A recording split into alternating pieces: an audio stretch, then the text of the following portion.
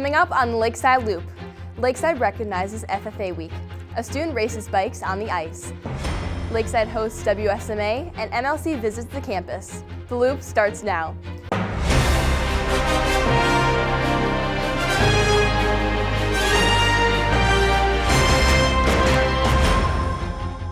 Welcome back to the Lakeside Loop. I'm Natalie Popp.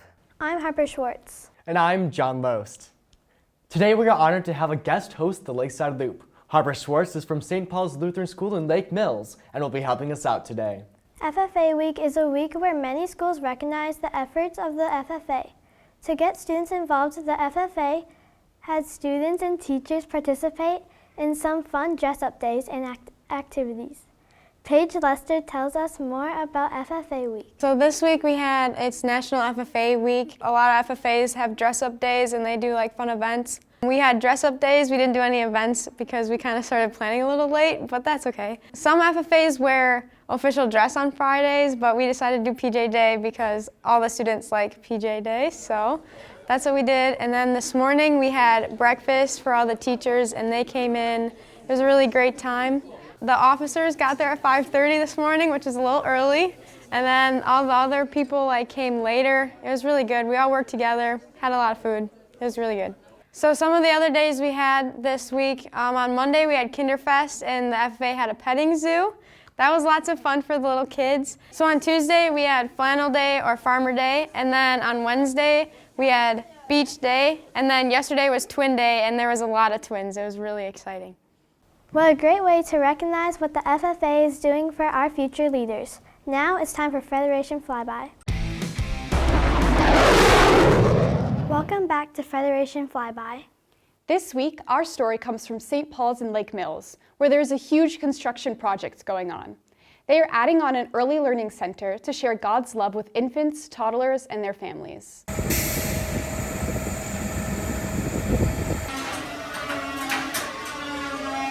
My 5th grade class wanted to thank the construction crew for their hard work.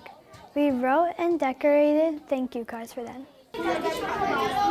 The students split into groups and decorated snack carts for the crew, which they delivered to them in the ELC.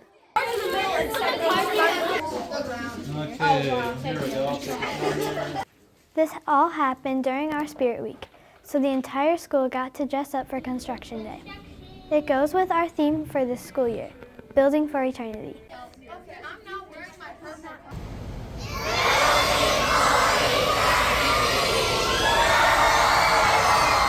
Thank you, St. Paul's Lake Mills, for the story and God's blessings on your new facility.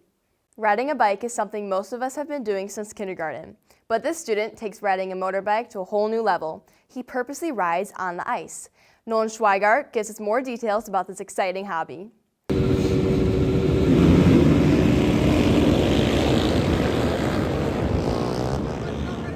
So I raced the steel shoe race up in Lake Winnebago with my dad. It's a 3-hour long endurance race, and my dad and I split it up an hour and a half. So it's pretty long. It's a hard race to complete. We finished 8th in our class, the 450 class, which is the biggest and fastest class, out of 48 teams total. And then 25th overall out of the 120 total teams throughout all the classes. Most people think that you wouldn't get any traction on the ice. It's slippery, right? But it's actually reverse. You get a lot of traction, you get more than on the road or dirt. So it's a weird thing. So what we do is we take these specially built tires that have hundreds of these little screws that are super sharp. And you take those and we screw them into our tires in a special pattern, and then you actually get a lot of traction on the ice. My dad has been racing a long time, and he got me into it at a very young age. So I started riding when I was 3 with training wheels on bikes, and then I started racing dirt also in the winter on ice, and then this is the first race I've actually been able to do with him, so that's pretty cool. So on the ice, you have to really lean the bike over, and it's very similar to flat tracking. You gotta kind of slide the bike out a little bit and just stay on the gas all the time. On dirt bikes, you normally go 40 miles an hour on track, you can't get that fast. On the ice, you're doing like 80 to 90 miles an hour. You definitely got to dress for the cold. Some bikes have heated grips. You also have like hand mitts on it, and then you also got to wear a heavy coat and pants and boots so you don't get cold out there. Something I think is really cool about the sport, you can be any age to do it. Like, it's not like a high school sport where you do it 4 years and you have to be done. Thanks for sharing. And now, over to sports. Hello, I'm Harper Schwartz. And I'm Elena Loest, making the substitution for Angelina and Keegan. Welcome to the fastest news in sports. We'll cover all of Lakeside sports in less than 2 minutes. On Tuesday of last week, the boys basketball team headed to Poynette to take on the Pumas. Wes Ron scored 26 points, and senior guard Easton Wolfram added a career-high 24 as Lakeside routed Poynette 93-56. On Friday of last week, Lakeside boys took on their Capital North rival, Lodi. Wes Ron led the way with 23 points, 15 rebounds, 8 steals, 5 assists, and 2 blocks. Easton Wolfram, Brady Wolfram, and Ben Crockless all finished with double-digit scoring as Lakeside went on to win 68-55. In girls' action, the Warriors took on the second-ranked team in Division III, Kettle Moraine Lutheran, last Tuesday. As expected, the Warriors had their hands full. Nadia Murphy led the scoring for Lakeside with 10 points and grabbed 7 rebounds as well. The Chargers showed their rank as well-deserved and went on to win 60-26. The tides changed as the girls took on the Lake Mills Elcats on Thursday. The Warriors held on to a narrow 2-point lead at half. Paige Murphy then gave a valiant effort, scoring 20 of her 22 points in the second half. 3-pointers by Paige Murphy, Nadia Murphy, and Shaylin Boo helped extend the lead and give the Warriors a 65-36 victory.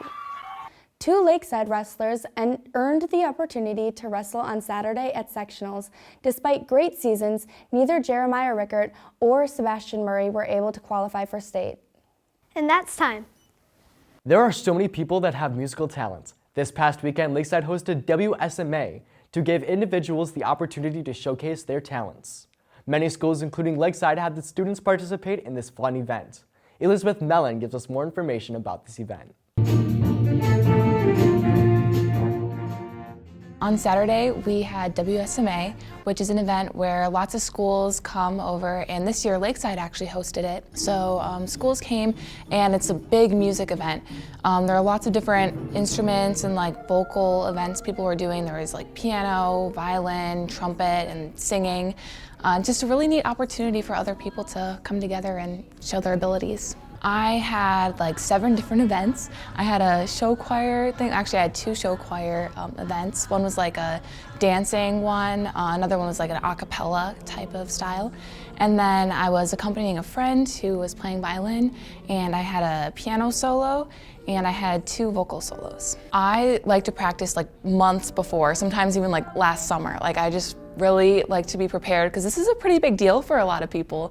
It's really neat. It's a cool opportunity to be judged, and you just want to make sure that you're fully prepared for that opportunity. It went pretty well, actually. I made it to state for most of my stuff. There are technically 6 different ratings for this event because you can have like 1 through 5, but then there's a special one which is 1 with a star, and that means you get to go on to state, which is like the next level. Yeah, most people get like 1 or 2 or a 1 star, and it's really exciting when you do get a 1 star because it means you worked really hard and your expression was great, your technique was good, and like your accuracy overall. Like that's really what they're looking for. When I started as a freshman, I remember I was so nervous because I was like, what if I don't make it to state? But then I realized it doesn't really matter if you make it to state or not. It's just like the experience that you have. Like, you know, it's just getting that feedback and learning how to best improve your skills. And it's just a really cool thing to do, just to like show other people that you can play an instrument or that you can sing. It's just really fun.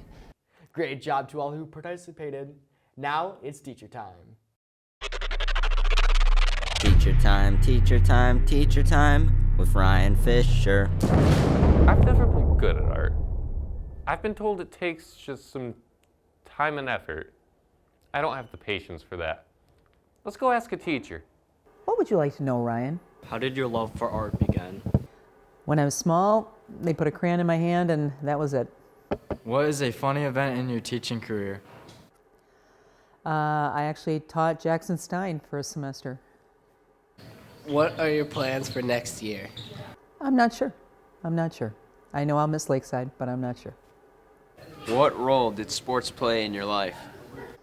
Big role. I coached for 25 years, and I was a basketball athlete. I know it might not look it, but when I was in high school and college.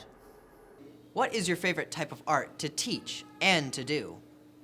Favorite type to teach would be definitely ceramics, and for me to do, I love printmaking and teaching that as well. What is your favorite part about Lakeside? The students, hands down, and that we're Christ-centered. And now, the speed round. Favorite artist? Jasper Johns. Favorite non-primary color? Teal. Favorite restaurant? Ming's. Favorite piece of art? Mine. Do you miss math teaching? Not an ounce. High school is a time where many start to think about the future. There are so many opportunities open after graduation, including becoming a pastor or a teacher. Recently, representatives from Martin Luther College visited Lakeside to give students thinking about a career in the ministry. Lillian Fromatter gives us an insight into these visits. Earlier this week, a couple of admissions counselors from Martin Luther College came. They visited with some students who might be interested in the ministry. MLC is our Wells College that trains pastors, teachers, and staff ministers. The admissions counselors talked about what the mission of MLC was, different courses you could take, or what your schedule might look like. They talked a lot about finances and different scholarship opportunities and just a lot of neat ways that one can serve the Lord. I will be going there in the fall for a major in early childhood education. I just got accepted there recently. I really love working with little kids, and I feel like MLC is a really cool opportunity for me to have that in a future career. I feel like that would be the best way for me to use my God-given talents by working with them and just guiding God's little lambs towards Him. Pastors, teachers, and staff ministers, they're in really high demand. We need called workers. It takes a special soul to be able to preach the Word of God to a congregation, to kids, to counsel certain people and encourage them in their faith. Thank you to the representatives of MLC that made these visits possible. And remember, we could always use some more pastors and teachers. The Lakeside Loop likes to recognize the great accomplishments of students at Lakeside. In December, a student of Lakeside bowled a perfect 300 game. Congratulations to Garrett Parkhurst on this amazing feat. And now, you're in the loop. I'm John Loest. I'm Natalie Pop. I'm Harper Schwartz. Thanks for watching. God bless.